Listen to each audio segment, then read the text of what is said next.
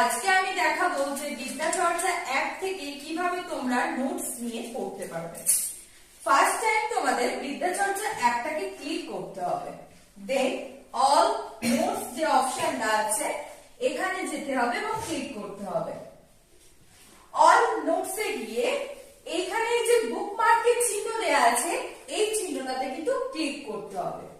Click করার পর দেখো এতগুলো ব্যাচ এসে গেছে। তুমি যে ব্যাচের স্টুডেন্ট সেই ব্যাচটাতে কিন্তু স্ক্রল করে করে যেতে হবে। দেখো জেনারেল পেপারের স্টুডেন্ট যদি তোমরা হও, শুধুমাত্র জেনারেল পেপার নাও, তাহলে কিন্তু স্ক্রল করে করে আমাদের জেনারেল পেপারের যে নতুন ব্যাচ শুরু হয়েছে সেই নতুন ব্যাচে কিন্তু তোমরা চলে যেতে পারবে। সেখানে গিয়ে তোমরা নোটটা দেখে নিতে পারবে। দেখো জেনারেল পেপার ব্যাচ 9 আছে, আমি এখানে ক্লিক করলাম। জেনারেল পেপার ব্যাচ 9 এর আমাদের